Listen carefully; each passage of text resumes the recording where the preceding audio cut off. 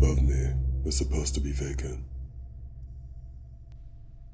I don't usually post on Reddit, but I've been losing sleep over this for weeks and I just need someone to hear me out. Maybe writing it down will help me make sense of what happened, or at least convince me that I didn't imagine it. I moved into this apartment 6 months ago.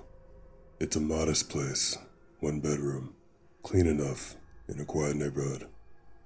The landlord, Mr. Keating, seemed like a decent guy.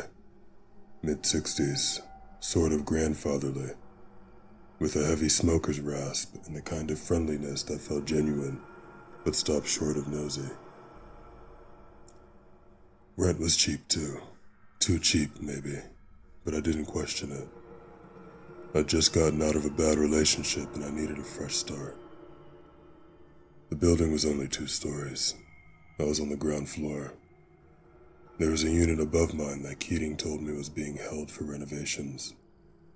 I didn't think much of that at first, and for the first month, the apartment above me stayed quiet. I obviously assumed it was empty, like he said, until I started hearing noises.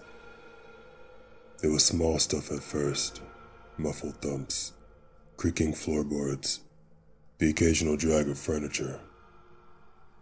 At night, I'd sometimes hear the soft cadence of footsteps pacing, then stopping, then starting again. Nothing too weird. Buildings make sounds, plus he said renovations would be happening. That's what I told myself. Still, one night I casually asked Keating when the upstairs apartment would be rented out. He paused for a beat before saying, "Still working on it. There's water damage in the ceiling. Needs rewiring too. The place is a mess." I didn't quite track with the noises I was hearing, but whatever. I figured maybe a contractor was working odd hours. Then came the knocking. It was around 3 a.m. the first time. Ironic, but true. I woke up to a sharp knock, 3 short raps, right above my bed. I froze, heart hammering, listening. Nothing, just silence. I told myself it was a dream and forced myself back to sleep. But it kept happening. Not every night, but often enough to notice a pattern.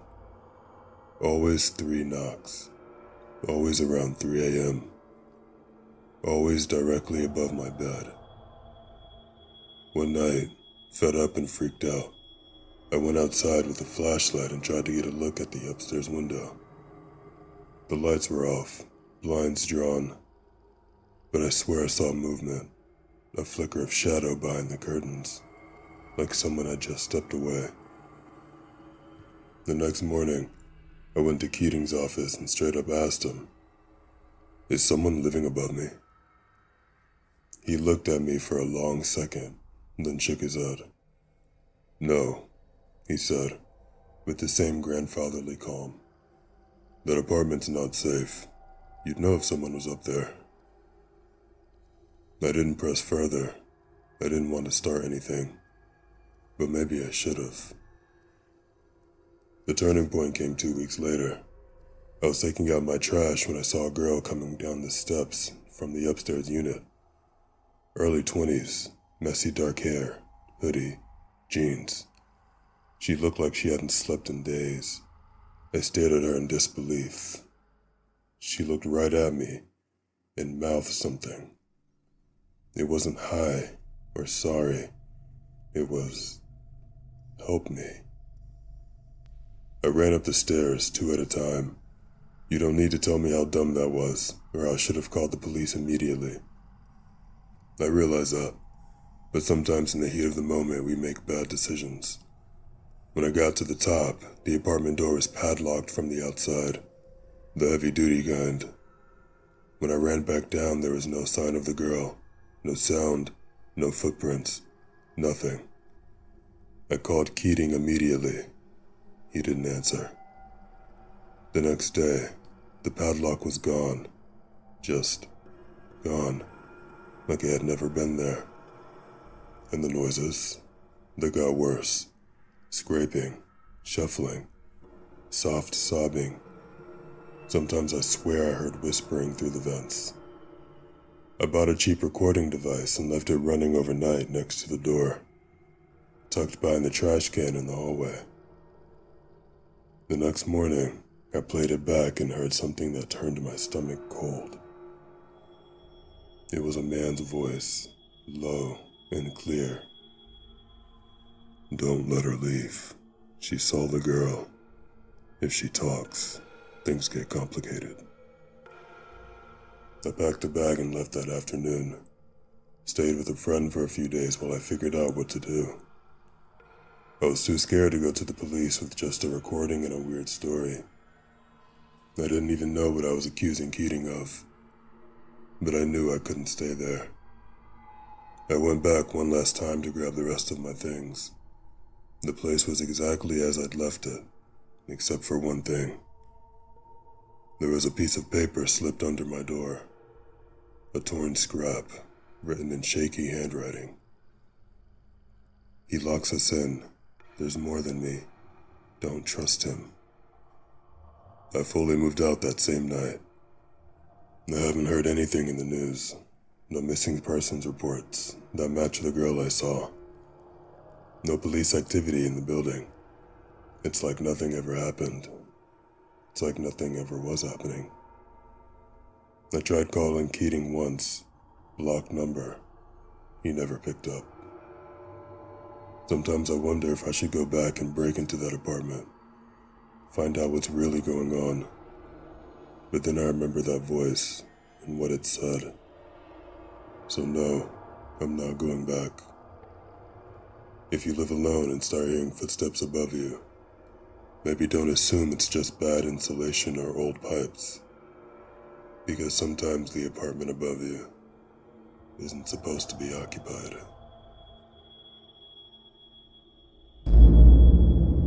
I found a hidden door in my apartment closet, and now I can't sleep. I moved into this apartment just over a month ago. It's not much. Bare carpet, ancient oven, a bathroom that always smells faintly of bleach no matter how often I clean. But it's mine. After living with roommates for most of my 20s, I finally have a place to myself, a place to go home. The building is old, maybe 1950s. 3 stories, L-shaped, tucked behind a strip mall with a laundromat and a vape shop. It's quiet, which I like. A lot of older tenants, single folks who mostly keep to themselves. My unit is at the far end of the 2nd floor. The layout is standard. Kitchen, small living area, bedroom with a sliding closet door that sticks if you don't lift it just right. That closet is where this whole thing started. About 2 weeks in, I was organizing boxes in there when I noticed a weird seam in the wall behind the hanging rod. At first I thought it was just a drywall patch, but the more I looked, the more it seemed deliberate, like a panel. I tapped it and it sounded hollow. I was curious, but I didn't have tools, and it didn't budge when I tried pulling on the edges. I let it go, told myself it was probably some maintenance access or sealed vent.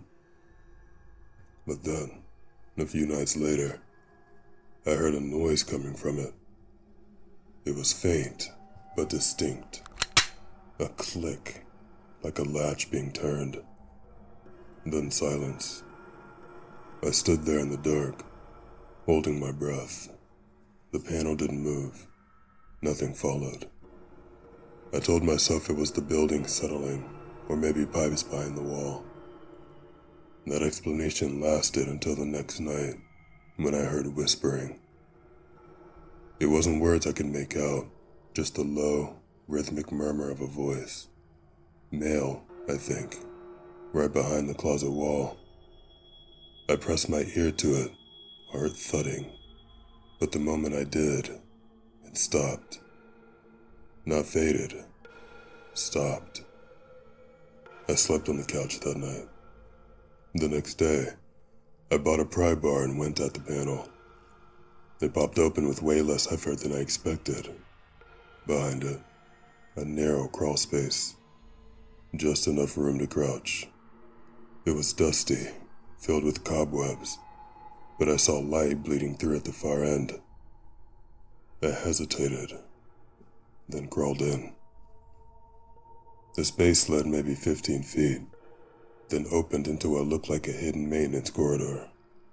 No lights, just raw concrete and a strange chemical smell. I stood up and followed it. That's when I found the second door. It was metal, painted the same off-white as the rest of the hallway, almost invisible in the gloom. No knob, just a keyhole. But what got me was a scratching sound coming from the other side. Soft, repetitive, like fingernails on the inside of the door. I didn't stay to investigate. I crawled backward, got out of the closet, and slammed the panel shut. I put a dresser in front of it, then sat on my bed for what felt like hours, just listening. Nothing. That night, I didn't sleep.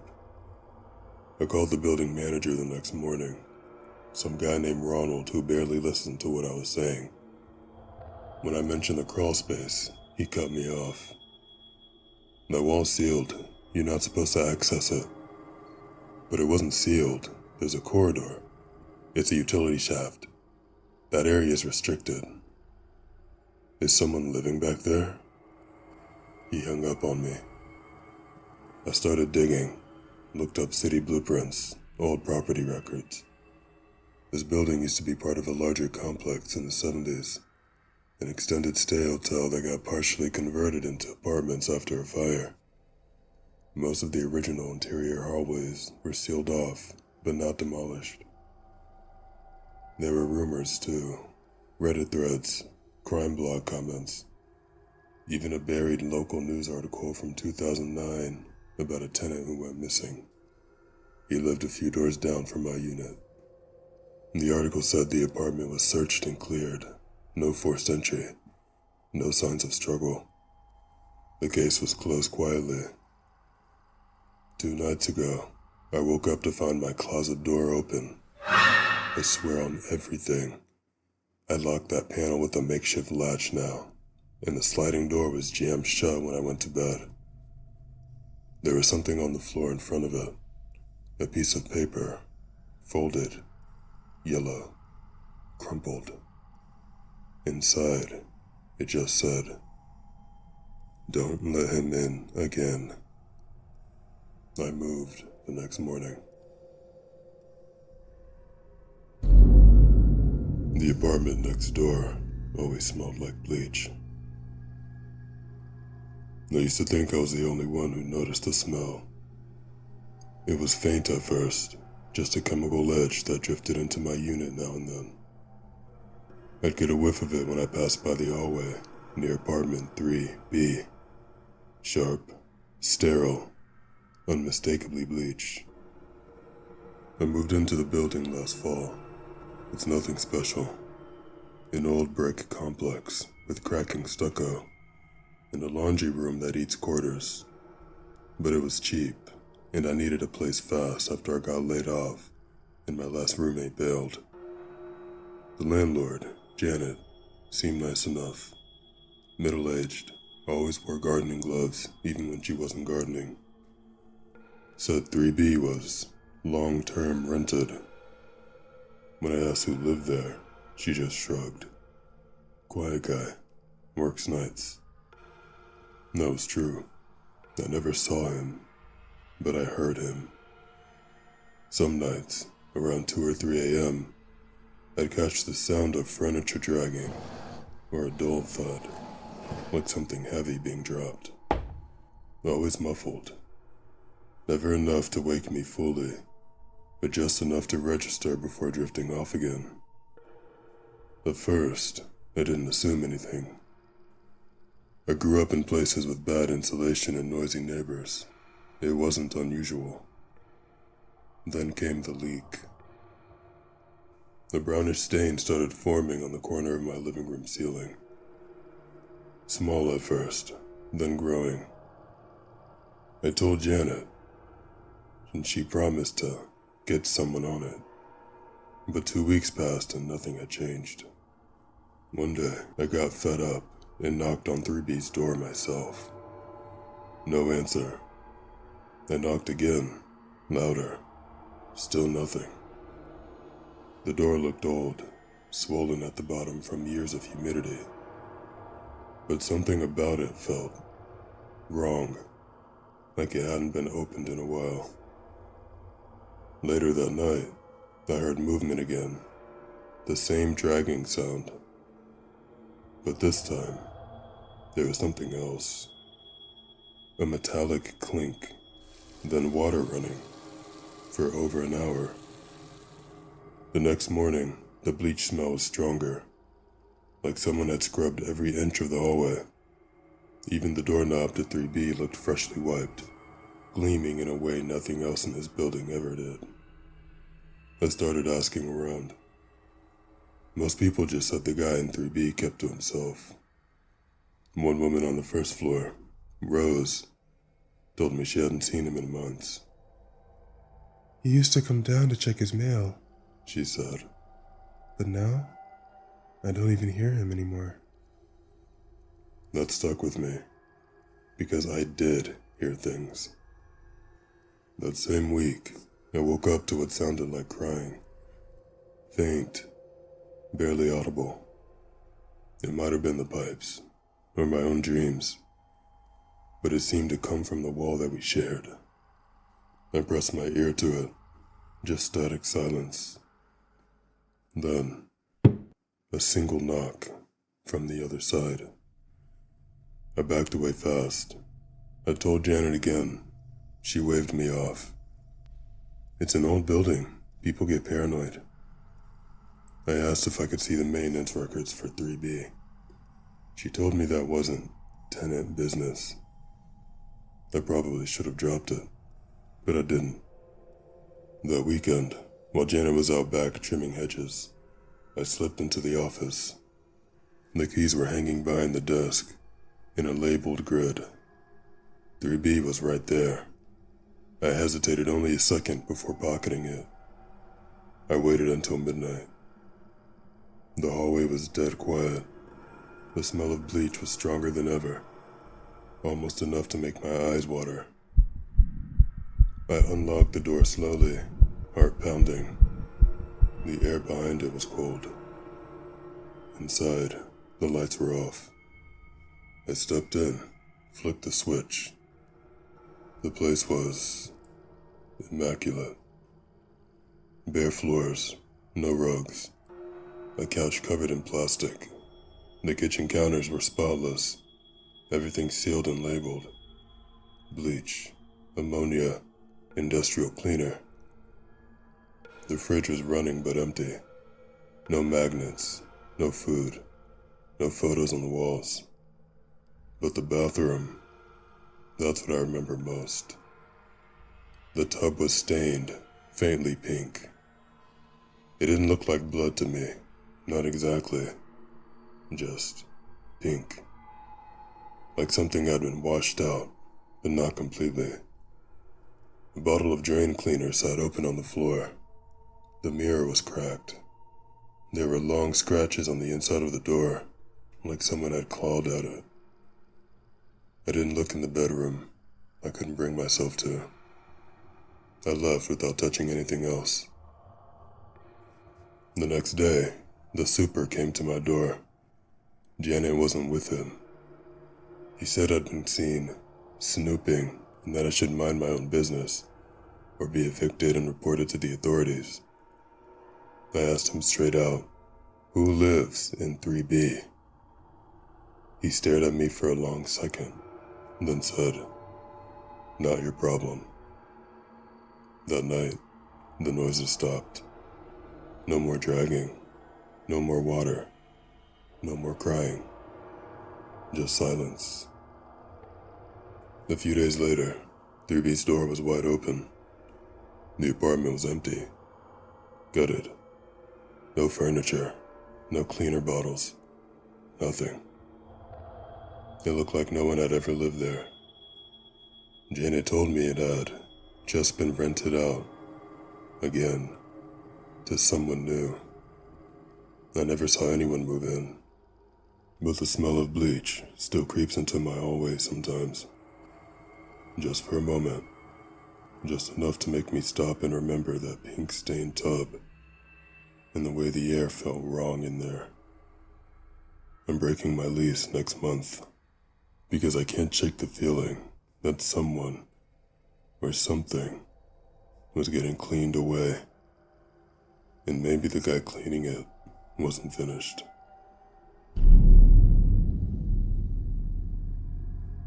Thank you all for listening.